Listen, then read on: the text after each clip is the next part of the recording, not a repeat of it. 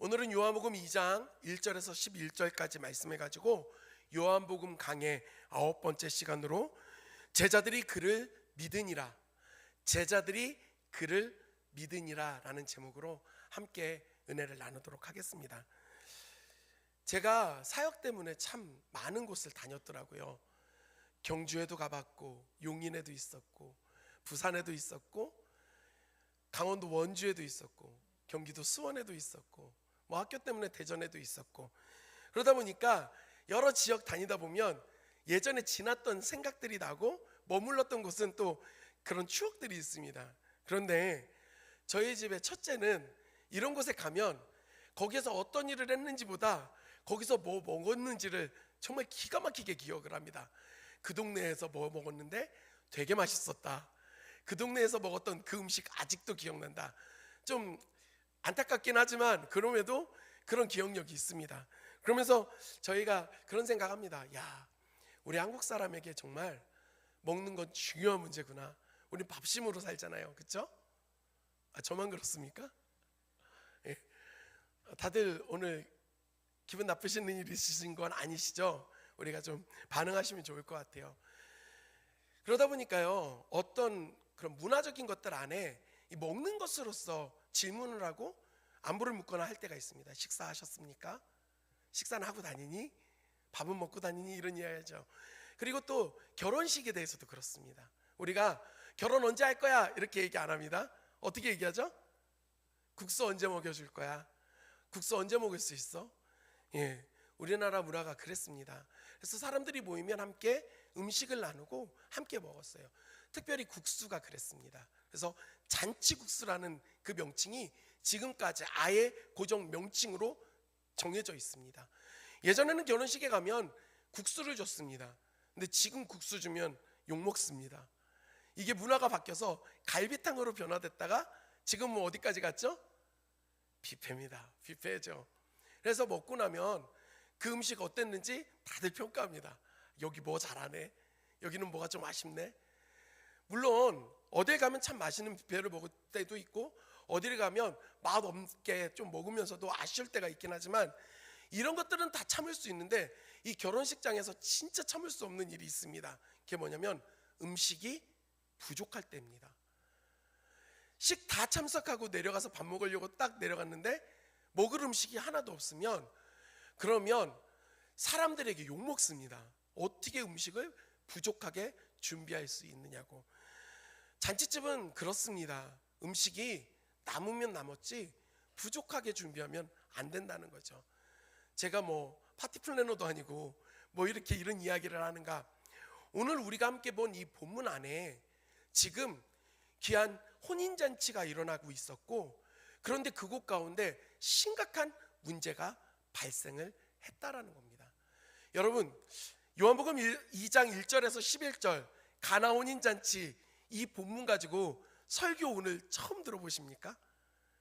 꽤 여러 번 들어보셨을 겁니다. 저 역시도 이걸 가지고 보니까 5, 6번 설교를 벌써 했더라고요. 꽤 많이 한 편입니다. 우린 이 말씀을 너무 잘 알고 있습니다. 그럼 우리가 이 결혼식장으로 우리 함께 들어가 보자는 거죠. 상상 속으로 이 모습들을 좀 색으로 생각하면서 말씀을 생각해 보겠습니다. 지금 갈릴리 가나에 혼인잔치가 있는데, 유대인의 혼인잔치는 우리의 이런 혼인잔치와는 조금 차이가 있습니다. 먼저는 유대인들은요, 결혼 전에 정혼을 먼저 합니다. 정혼자가 있어요. 그래서 이 정혼의 과정이 먼저 있어야 합니다. 이때 신랑은 신부의 집을 찾아갑니다. 그리고 신부의 아버지에게 돈을 줍니다. 신부 값을 치러요. 보통 기본적으로 30세겔 정도를 주는데, 이게 세겔이 감이 안 오잖아요. 10세겔 정도가 노동자의 1년 연봉입니다. 그러니까 30세겔이면 3년치 연봉을 주는 겁니다. 그리고 포도주를 잔에 따라서 이 신부에게 줍니다. 그럼 신부가 이것을 받아서 마시면 그의 청혼을 수락하는 거고, 마시지 않으면 수락하지 않는 겁니다. 만약에 이제 마시게 되면 그 다음 어떻게 되는가? 신랑이 신부에게 준비한 소중한 선물을 전달해 줍니다. 그리고 선물을 전달하고 어떻게 하냐? 집으로 돌아갑니다. 왜 집으로 가지? 그렇게 다시 자기 집으로 가서 거의 1년 동안 신부와 함께 살 집을 마련하기 위하여 열심히 노력을 합니다. 그래서 신부와 살 집을, 그 거처를 마련하기 위해 가는 겁니다. 여러분, 말씀이 생각나죠? 예수님이 제자들을 향하여서 내가 너희를 위하여 하늘에 거처를 예비하러 가겠다라고 했던 게 이 문화 안에서 시작된 이야기입니다.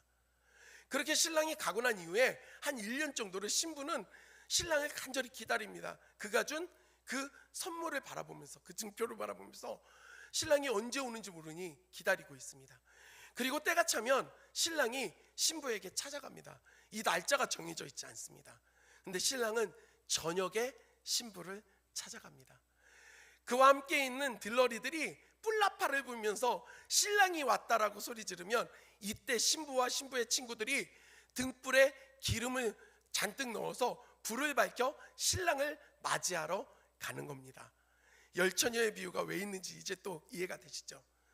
그래서 그 저녁에 결혼식이 이루어지는데, 이때는요, 이 잔치가 얼마나 성대하냐면 거의 7일 동안 이 잔치가 계속됩니다. 동네의 잔치입니다. 사람들이 다 같이 몰려와서 함께 모시고 함께 즐깁니다. 여기에 중요한 게 무엇이냐? 포도주입니다. 이스라엘 문화 안에서, 그 특별히 식문화 안에서 포도주는 매우 중요한 자리를 차지하고 있습니다.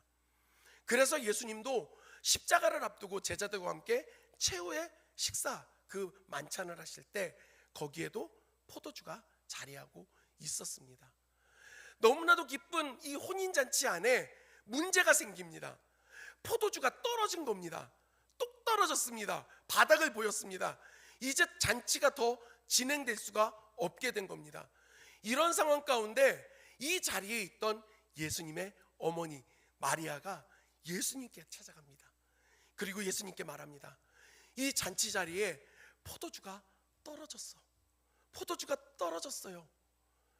예수님은 어머니의 그 요청을 듣고 매우 냉담하게 반응합니다.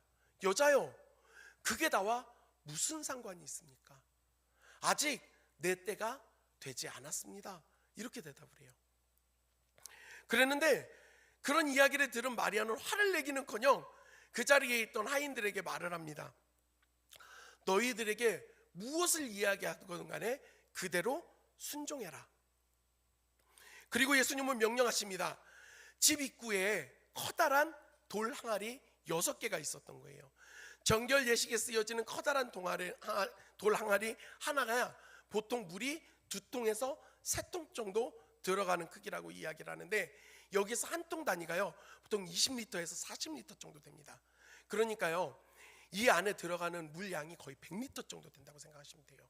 그런 게 6개 있는데 갑자기 예수님이 말씀하십니다. 그 항아리에 물을 가득 채우라고. 6개 되는 항아리에 물을 가득 채운 겁니다. 그랬더니 지체할 새도 없이 다시 명령하십니다. 그 물을 떠서 연회장에게 갖다 줘라. 이 연회장이 누구냐면 파티, 이 잔치를 주관하는 사람입니다. 그래서 모든 음식을 그 사람이 먼저 먹어봅니다. 맛을 보고 이건 내도 된다, 이건 내면 안 되겠다, 이런 이야기를 하고 그런 행사가 잘 진행될 수 있도록 주관하는 사람입니다. 근데 이 사람은 게을렀던 것 같아요. 포도주가 떨어지는지도 몰랐으니까요. 근데 그 사람한테 갖다 주라고 하니까 이 하인들이 그 물을 떠다가 이 연회장에게 갖다 줍니다. 연회장이 그 포도주를 받아서 마셔보는 겁니다. 마시면서 입 안으로 공기와 함께 포도주를 머금는 거예요. 그러면서 느끼는 거예요. 발효가 잘 돼서 탄닌의 성분이 혀끝을 살짝 떨게 만드는 이 느낌이 너무 좋습니다. 포도의 풍미가 살아있어서 향도 너무 그윽하게 좋고 달콤함과 새콤함이 살아있어요. 와, 이거 진짜 맛있는 포도주구나. 제가 또 이렇게 얘기를 하면 목사가 포도주 맛을 어떻게 그렇게 설명을 할 수 있잖아요. 제가 그렇죠? 읽고 본 대로 설명을 할 수 있잖아요. 그래서 맛보니까 너무 맛있는 거예요. 근데 당시 문화가 어떠냐면요, 처음에는 질이 좋은 포도주를 주다가 사람들이 좀 취하고 이제 거나하게 취했을 때는 질이 낮은 포도주를 주는 거예요. 먹어도 잘 모르니까. 그런데 연회장이 깜짝 놀랍니다. 이 뒷부분이 됐는데 오히려 처음 먹었던 포도주보다 훨씬 더 맛있는 포도주를 내어오니 깜짝 놀라서 신랑을 불러서 이야기합니다. 아니, 원래는 처음에 좋은 포도주를 내고 뒤에는 나쁜 포도주를 내는데, 아니 여기는 어떻게 최상의 포도주를 지금까지 남겨뒀냐, 이 포도주 진짜 맛있다, 이렇게 이야기를 합니다. 그리고 이날 일어난 그 표적, 기적을 보면서 제자들이 예수님을 이제 하나님의 아들로 믿기 시작하는 거예요. 이게 오늘 우리가 함께 본 본문의 내용입니다. 이대로 설교를 끝내고 싶지만 이대로 끝내는 게 아니라 여기 안에 그러면 우리가 깨달아야 될 것이 무엇인가를 우리가 살펴보자는 것입니다. 사랑하는 성도 여러분, 제가 말씀을 드렸습니다. 우리가 이 본문 가지고 처음 설교를 듣지 않습니다. 저 역시도 처음 설교를 하지 않습니다. 우리가 들을 때 항상 초점이 맞춰졌던 게 무엇입니까? 물이 변하여 포도주가 되었다는 겁니다. 그래서 우리의 가치 없고 볼품없는 인생도 예수님께서 변화시켜서 그 값지고 맛있는 포도주처럼 변화시켜 주실 수 있다. 아멘. 우리의 삶도 그렇게 변화될 줄 믿습니다. 우리 그렇게 고백했습니다. 또 무엇이 있습니까? 이런 기적이 있으려면 무엇이 있어야 되는가? 덮어두고 순종하는 철저한 순종이 있어야 된다. 하인들이 예수님의 말씀에 순종했을 때 이런 기적이 일어났다. 그러니 우리도 순종하면 기적이 일어나게 된다. 처음 듣는 말씀 아닐 겁니다. 익숙할 겁니다. 저 역시도 그렇게 설교했었습니다. 근데 이번 주에 함께 이 은혜를 나누고자 말씀을 깊이 묵상하는데 새로운 것들이 보이기 시작합니다. 예수님이 단순히 진짜 잔치집에 떨어진 포도주 무한 리필해 주러 이 땅에 오셨는가? 우리의 작은 인생 하나 놀랍게 변화시키시고 잘 살 수 있게, 이 땅 가운데서 잘 먹고 잘 살 수 있도록 도우시기 위하여 이 땅에 오셨는가? 내가 순종할 때 기적이 일어나고 내가 순종하지 않으면 기적은 일어나지 않는가? 여러분, 만약에 우리가 거기에 초점을 맞추고 있다고 한다면 이 본문의 말씀을 반쪽만 보고 있는 것입니다. 우리는 요한복음에 대해서 좀 깊이 생각을 해야 합니다. 요한복음은 전체 복음서, 사복음서 중에 가장 나중에 쓰였습니다. 실제로 예수님이 부활 승천하신 이후에 적어도 50년 이상의 시간이 지났습니다. 그리고 이 당시의 성도들은요, 너무나도 고통스러웠습니다. 너무나도 힘들었습니다. 예수님을 따르고 예수님의 제자였던 그 사도들이요, 다 순교했습니다. 다 죽임을 당했어요. 교회의 지도자들도 모진 고문을 당하다 다 순교당했습니다. 사도 요한만 남아있어요. 교회의 지도자들도 언제 죽을지 모릅니다. 성도들의 상황은 어떻습니까? 들이다 안 돼.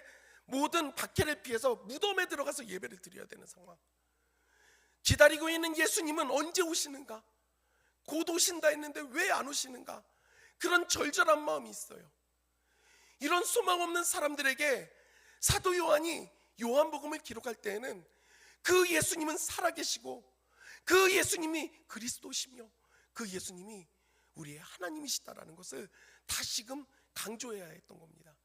그러면서 요한이 이것을 기록하는데 예수님의 첫 번째 기적입니다. 요한복음에 나타나는 첫 번째 예수님이 행하신 기적이에요. 그런데 이 기적이요, 다른 복음서에는 기록되어 있지 않습니다. 오직 요한복음에만 기록되어져 있습니다. 가나 혼인잔치에서 물이 포도주로 바뀐 이 사건. 그리고 가만 생각해 보면 조금은 아쉽습니다. 왜 아쉽다고 말씀을 드리냐면 예수님이 행하시는 첫 번째 기적이에요.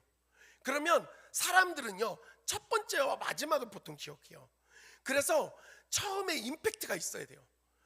예수님은 죽은 자도 살릴 수 있는 분이시잖아요. 그러면 첫 기적을 그 정도 수준으로 하는 거죠. 죽은 사람을 살리시는 거예요. 그러면 이 놀라운 기적을 보고 사람들이 예수님을 더욱더 따라오지 않겠습니까?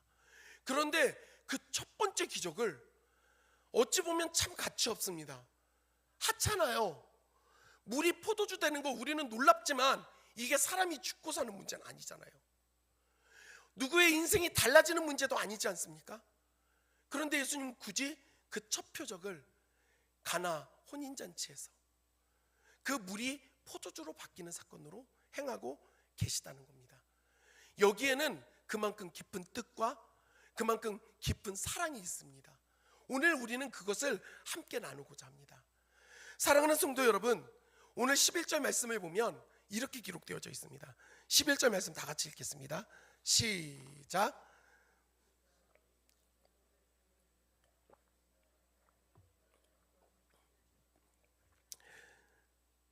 예수께서 이 첫 표적을 갈릴리 가나에서 행하여 그의 영광을 나타내심에 제자들이 그를 믿으니라.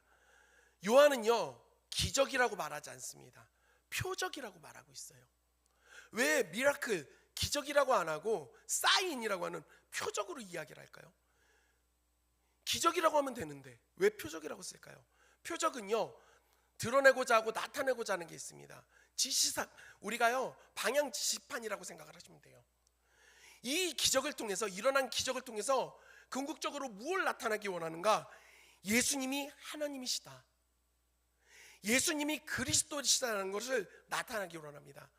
이 사건이 그래서 중요합니다.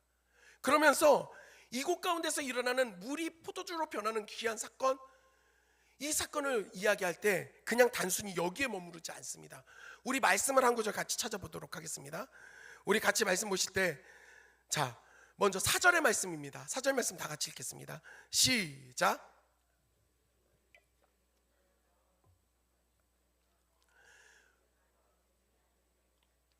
예수께서 이르시되 여자여 나와 무슨 상관이 있습니까? 내 때가 아직 이르지 않았습니다. 이게 어떤 상황에서 만들어진 거죠? 잔치에 포도주가 떨어져서 마리아가, 예수의 어머니가 예수님께 지금 말한 겁니다. 포도주가 떨어졌어요. 그런데 예수님이 여자여 나와 무슨 상관이 있습니까? 내 때가 아직 이르지 않았습니다라고 말합니다. 사랑하는 성도 여러분, 어떤 분들은 이것을 해석하면서 예수님이 예의 없게 얘기한 게 아니라 이 당시 여자여라고 하는 이 헬라어 단어가 그 사람을 높이는 존칭이라고 말하는데, 여러분 이거는 말이 안 됩니다. 왜냐? 그냥 여자여라고 말한 겁니다. 여기에다 어떤 의미를 부여할 필요가 없습니다. 조금은 냉담해 보일 수 있는 이 단어를 예수님은 선택하셨고, 예수님께서 지금 자신의 어머니에게 여자여 그게 나랑 무슨 상관입니까?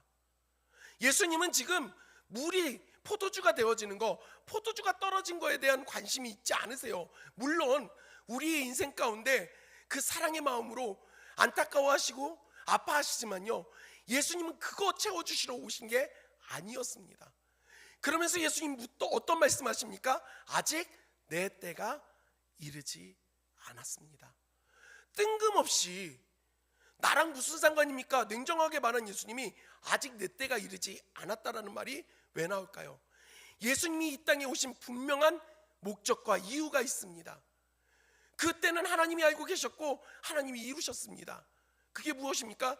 예수님이 이 땅에 우리를 위하여 오신 이유는 바로 우리의 모든 죄를 대신하여 십자가에 못 박혀 그 생명을 내어주시기 위하여 이 땅에 오셨습니다. 그 예수님이 십자가에서 죽으심으로 말미암아 우리의 모든 죄가 깨끗게 되었습니다. 그 예수님이 부활하심으로 말미암아 우리의 산 소망이 되셨습니다. 그리고 그 예수님은 하늘에 오르셔서 우리에게 다시 오신다 약속하셨습니다. 그때 예수님은 말씀합니다. 아직 내 때가 이르지 않았습니다. 어머니, 나는 단순히 물을 포도주로 변화시키기 위하여 이 사람들이 당장 필요한 그 필요를 채우기 위하여 온 게 아니라 이들을 구원하기 위하여 왔습니다. 그리고 그것을 이루기 위해선 내가 죽어야 합니다. 틴켈러 목사님은 인생지문이라는 책에서 이 부분을 이렇게 표현했습니다. 알고 있습니다. 이들을 살리기 위해선 내가 죽어야 합니다. 그러나 아직 그때가 아닙니다. 그럼에도 예수님은 이 자리에서 그 은혜를 베풀어 주셨습니다. 사랑하는 성도 여러분, 예수님의 원대한 그 계획과 그 뜻, 우리를 구원하시는 그 뜻, 여기에만 초점을 맞추시는 게 아니라 당장 우리의 삶의 어려움에도 주님은 그 시선을 두고 계시고 도와주신다라는 것입니다. 하지만 우리가 기억해야 될 건 그게 주는 아니라는 겁니다. 자, 그러면서 굳이 그냥 반석에서도 물을 내시는 하나님이신데, 그냥 포도주가 어느 벽면에서 콸콸콸 쏟아지게 하실 수 있는데, 굳이 예수님은 무엇을 가르쳐서 지칭해서 명령을 하시는가? 우리 말씀 같이 보도록 하겠습니다. 자, 같이 보도록 하겠습니다. 6절 말씀입니다. 다 같이 읽겠습니다. 6절입니다. 시작.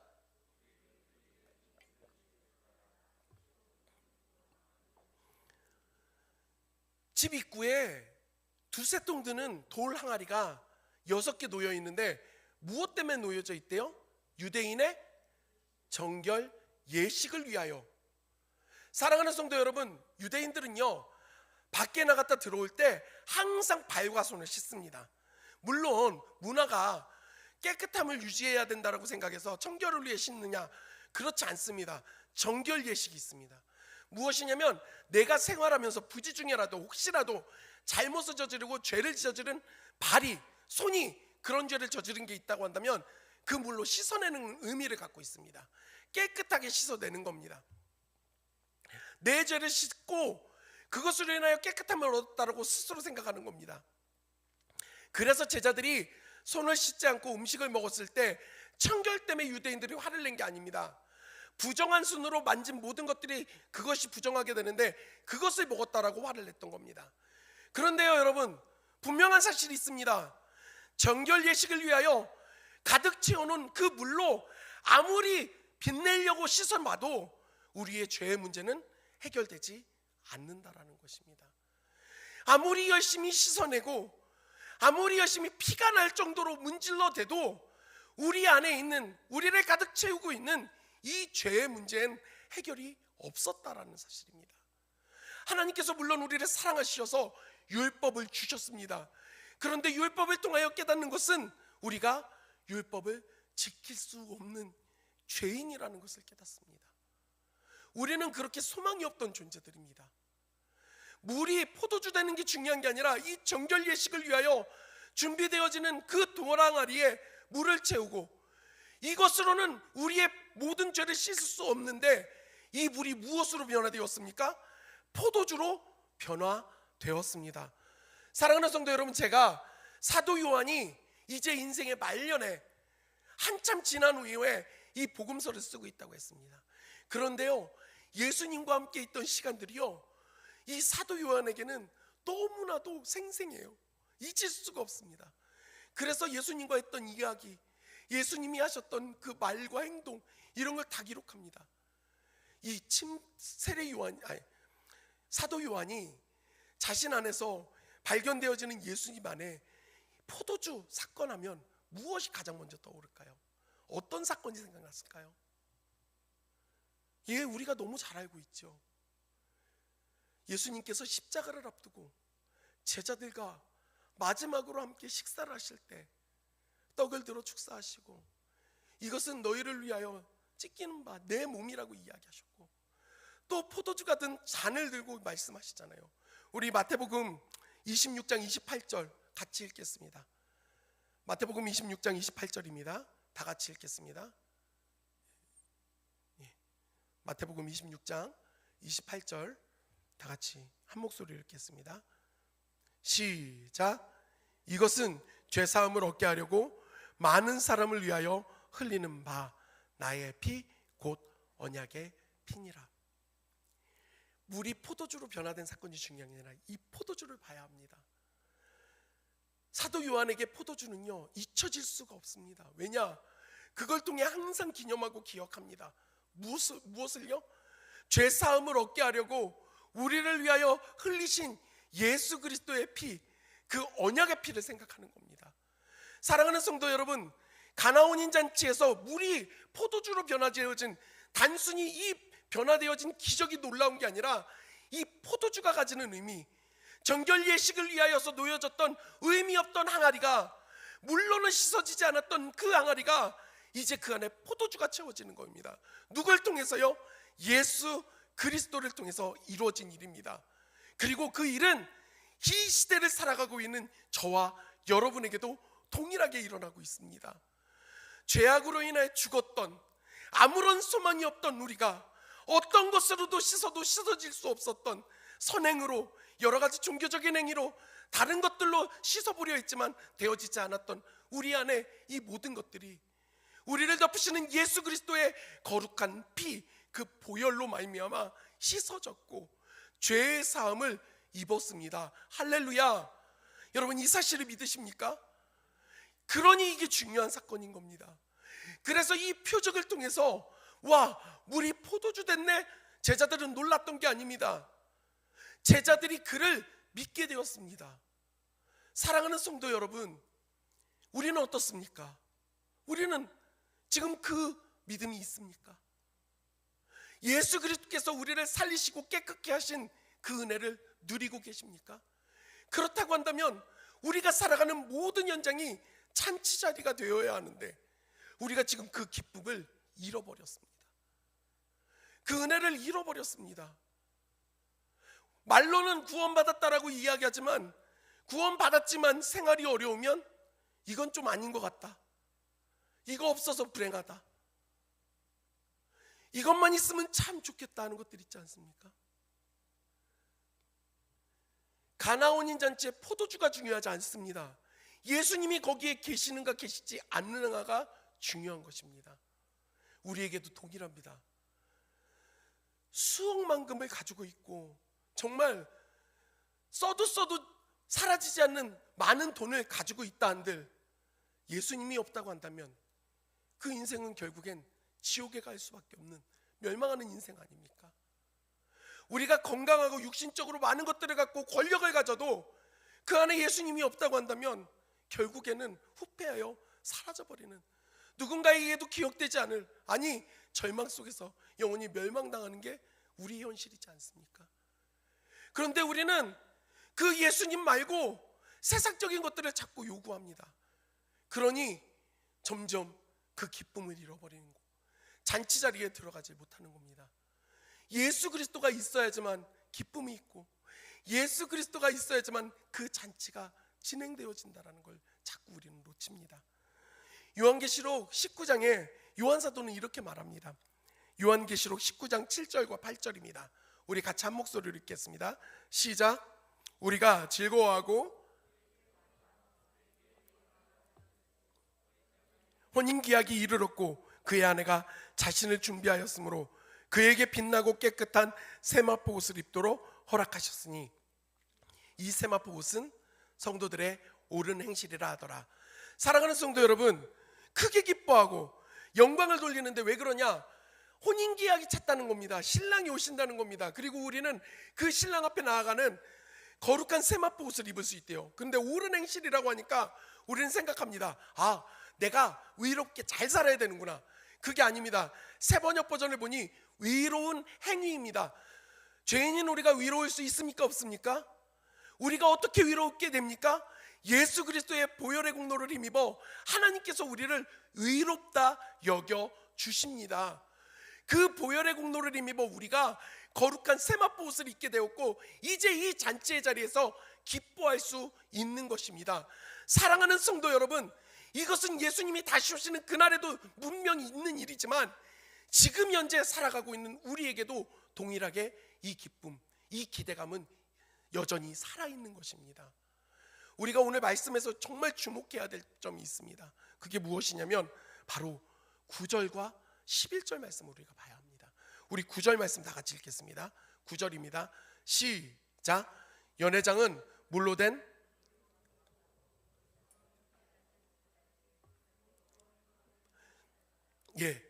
여기 보십시오. 우린 이야기합니다. 이 포도주를 맛보고도 어디서 났는지 모르는 연회장은 미련하다라고 말을 하고 하인들은 이게 어디서 왔는지 알았다라고 이야기하면서 이 아이들 대단하다고 말을 합니다. 여러분, 기적이 사람을 변화시키는가? 놀라운 일들이 내 삶에 실제적으로 당장에 편안해지는 것들로 우리가 변화되어지는가? 말씀을 보니까 그렇지 않습니다. 떡과 물고기를 먹었던 사람들이 예수님을 왕으로 삼고자 했지만 그들은 예수님이 메시아임이어서 그분을 믿고 구원받기 위한 게 아니라 실제로 왕이 돼서 자신들을 도와주기 원해서 자기들의 필요를 채워주는 왕이 필요해서 예수님을 세우려 했습니다. 기적을 통해서는 도무지 변화가 일어나지 않습니다. 분명 하인들은 경험했습니다. 돌 항아리에 가득 채웠던 그 물이 떠다 줬을 때 포도주가 된 놀라운 기적을, 그러면 응당 따라와야 될 게 무엇입니까? 예수 그리스도를 메시아로 믿고 그리스도로 믿고 구원을 받아야 하는데 11절 말씀에서는 그렇게 기록되어져 있지 않습니다. 우리 11절을 다 같이 읽겠습니다. 시작.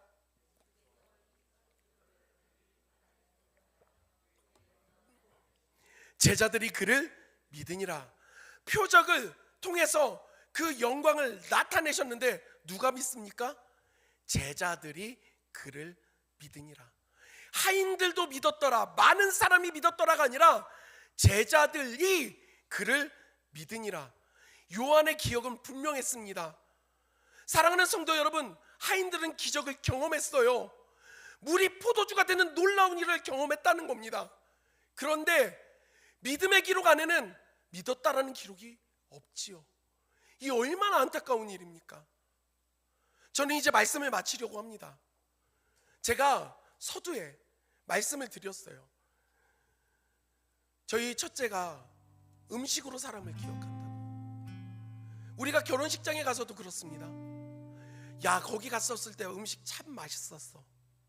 거긴 음식이 참 별로였어. 이런 이야기 합니다. 거기 있었던 신랑과 신부, 그 사람들이 어떤 표정을 지었고 어떤 분위기였고 어떤 기쁨이 있었는지 그 중요한 건 생각이 안 나요. 단순히 당장 먹었던 음식만 우리는 기억합니다. 우리의 인생이 그럴 수 있습니다. 우리가 예수 그리스도로 말미암아 구원받은 큰 은혜를 경험했음에도 불구하고 당장 내 눈앞에 있는 문제 때문에 하나님께 서운해서 하나님 나 사랑하지 않나 봐 이야기하고, 또 어떨 때는 하나님에 대해서 의심하게 되고, 또 조금 채워지면 하나님 역시 나 사랑하셨어, 이 은혜가 여기 있지 말하고 있지 않습니까? 그 모든 것들을 이루시는 하나님은 먼 발치에다 던져놓고 내 피로 채워지는 것에만 온전히 초점이 맞춰져 있지 않습니까? 그렇게 살아가는 우리는요, 기쁨을 잃어버릴 수밖에 없습니다. 왜냐? 우리의 인생이 날마다 변하거든요. 우리의 상황과 형편이 날마다 오르락 내리막 계속해서 변화되거든요. 그때마다 우리는 거기에 휩쓸려서 좋아했다가 슬퍼했다가 좋아했다가 슬퍼했다가 어떨 때는 하나님을 저주까지 합니다. 사랑하는 성도 여러분, 물이 포도주 되는 거 초점 맞추지 마십시오. 그게 중요한 거 아니잖아요. 우리가 가난하게 살아도, 우리가 아파도, 우리가 너무 힘들어도 중요한 사실, 절대 변하지 않는 사실은 예수님께서 그 언약의 피로 우리를 씻어 주셨습니다.